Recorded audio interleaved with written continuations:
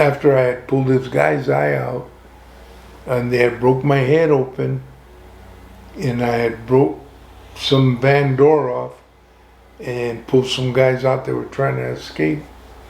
The police came, and they got me. And they said, don't move this. I said, hey, I raised my hands. Yeah, I don't want no trouble. And the big guy said, F you. And I looked at him, and I put my hand out, and when I hit him in the nose, it ripped his nose. And the cop hit me in the face with a stick. And then I hit him with the left and dropped him. And then that's when the police came down, and I just raised my hand and said, listen, I don't want no trouble. It's just...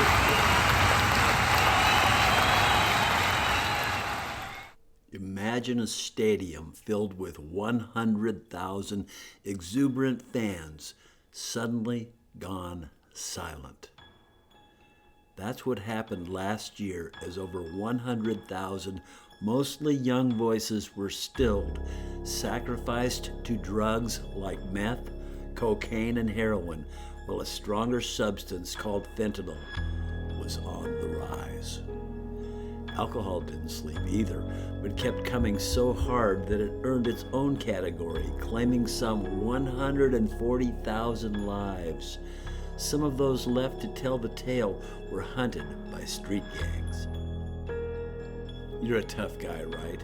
But how tough are you really? Tough enough to protect your kids against the greatest scourge of our time?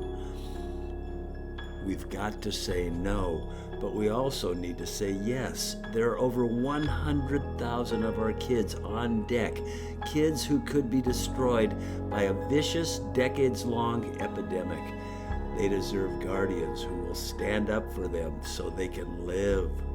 The following are stories of overcomers offering hope so that there need not be another 100,000 preventable deaths.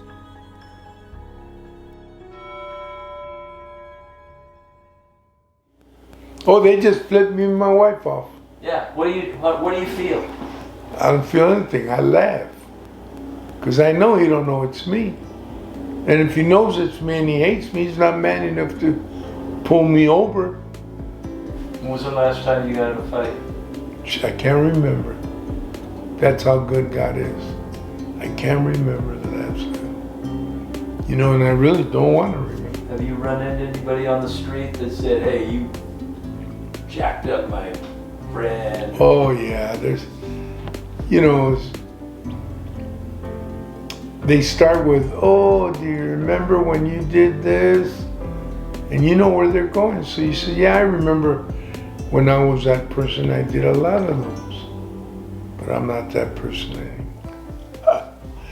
People that try to kill me for so long. Because there's some people, even on our channel, that will say, oh man, that guy should rot in prison. That guy's going and they're probably right. When I was in Vietnam, I would cut people's ears off. I would cut their throat. I will carve my name on their chest. That's where the devil had me.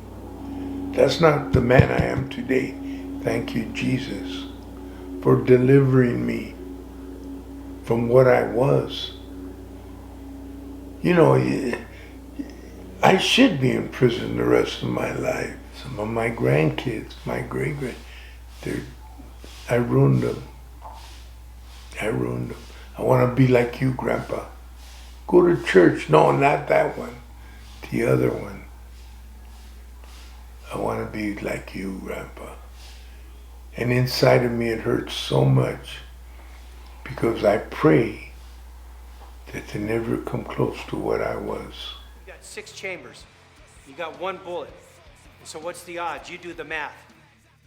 When he pulled the trigger, he pulled it more than 1 time and ended up shooting himself. He ended up shooting himself, and I heard that after he did it.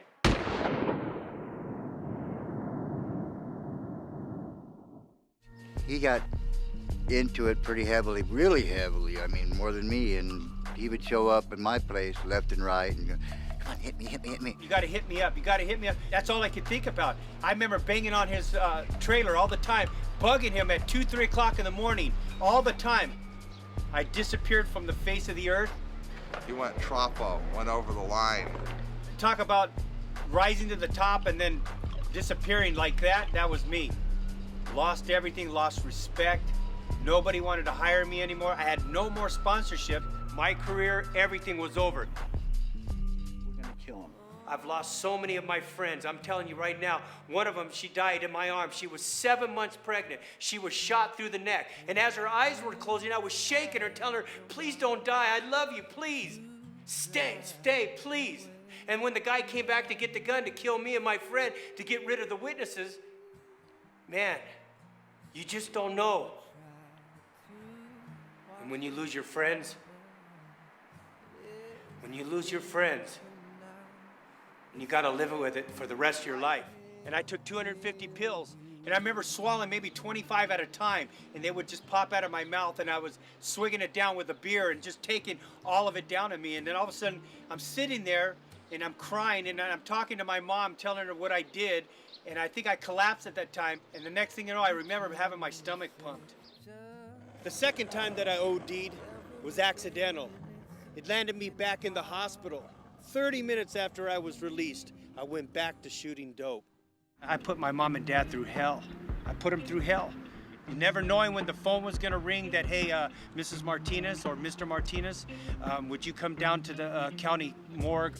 The toughest thing about my job is notifying the next of kin of a sudden, traumatic, and unexpected death. My husband and I spent many years, day and night, waiting for phone calls that somebody had killed Dennis. Prison for going on 21 years now. 6 years, going on 7. 20 years. On 185 to life. I'm serving 11 life sentences. They say that I'll never be home again. Here at Calipatria State Prison, we have over 4,200 inmates. 80% of those inmates won't be going home. We started a little prison gang, right? We came up with the name Mexican Mafia, and I shot heroin for 23 years. I know, man, if it wasn't for me using heroin, I wouldn't have done what I did. And I kept running into Dennis, other outreaches in prisons, and we became friends. Dennis Martinez found the rush he sought in dope as soon as he moved beyond it.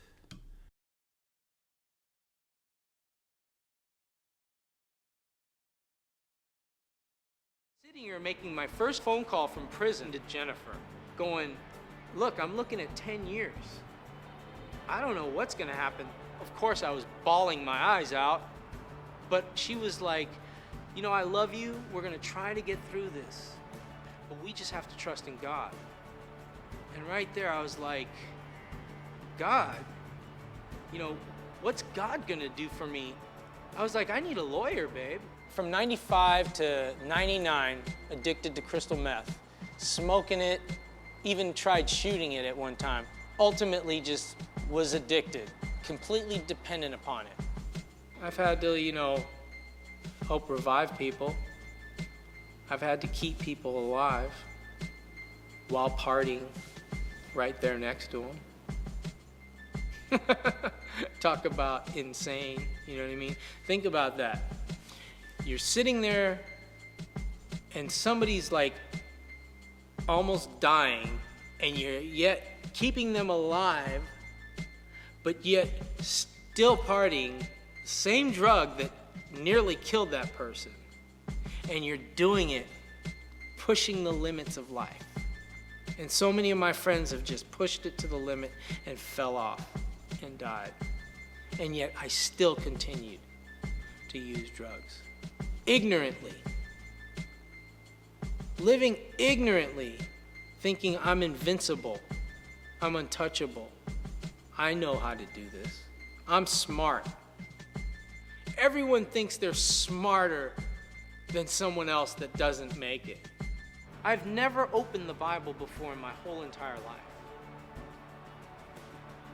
And here I am in a situation, opening up a Bible, don't even know what for, seeking God because I'm finally in a place where everything's been cut. All my lines have been cut.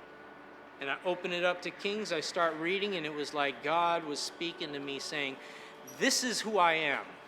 This is how I function through people, in people. This is my forgiveness. This is my mercy. And I tell you, it was like the whole world and all the burdens of my life and all the shame and all the guilt just fell off my shoulders. And I was free. Pastor Vince Garcia, Set Free Church of Oceanside. Yeah. Friends, his mom had a pistol in her closet. And I said, let's take it to scare the guys, you know. And that's what our intentions were. And I ended up shooting the kid and a couple of kids. I was 14, 15. I was selling marijuana and stuff like that, and I became like a regular in the county jail since the time of 18, you know. Sometimes I'd get out in the morning and I'd be back in the afternoon back at the county jail, you know, and the guys would be like, hey, you're back, you know. And I guess at the time I thought it was cool because you know, since a very young age, I would say I was like 8 years old, there was nothing else I wanted to do but to be a gangster, you know. Some older guy ended up coming to my cell. He goes, you wanna be what gangsters are? He goes, this is what all the gangsters are, doing life just like this. I considered myself you know, a Sureño at the time, you know.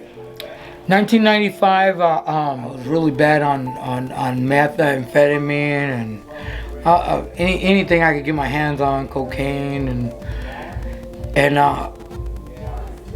I hooked up with a friend of mine. We started robbing convenience stores. That was his hustle, and I was on the streets in, you know, in bad shape. I was living in a wash, you know, and had a little clubhouse there in the wash, and I had hit rock bottom. I had tried to come up and sell, but I couldn't. You can't sell when you're an addict, you know. I had become an addict of my own thing, you know, and I'd sleep every 17, 18 days, you know, and it got so bad that you know, my own homeboys, you know, they didn't want me around, you know. That's how bad I was, you know. They just couldn't. I was unpredictable because of the drugs, you know. I heard voices, seen stuff that weren't there, you know. I imagined stuff, you know. The meth had me real bad. I ended up robbing the store, and I was laughing. I remember I was laughing, and the guy put the money in the bag and stuff, and he was real cooperative, you know. But as I was heading out the door, he shot at me, you know. He shot at me, and I mean, man, I felt the wind of the bullet just swing by my head and shatter the front door. And I remember my friend, my homeboy, he shot into the store, and we hopped in the car and we took off, and I was like, dude, I'm done, man. And he's like, what? He goes, that scared you? I go, hey, I saw my whole life flash before me, man. He goes, nah, it's the dope, man. Don't trip, man. It's all good, man. I said, nah, man. I gotta do something different, man. So I remember I went to my homeboy, you know, he's rest in peace, my homeboy Popeye, and I go, hey, here's my gun, man. He's you walking around without a strap? I go, I'm going to go talk to this girl about Jesus. What can Jesus do for me? That night, man, they were preaching. You know, they brought this big biker guy was there preaching, and it seemed like everything he was saying, he was talking about me. He goes, you're gonna end up dead or doing life in prison, or if you're lucky, you'll end up in a wheelchair somewhere. And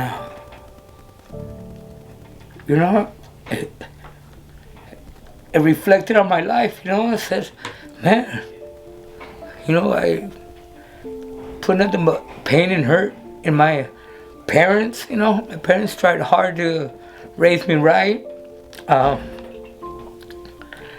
You know, my parents came from Mexico and immigrated here, and you know, I was born here, and they had hopes of having a smart kid that go to college and all that, you know, ruin all their dreams, you know.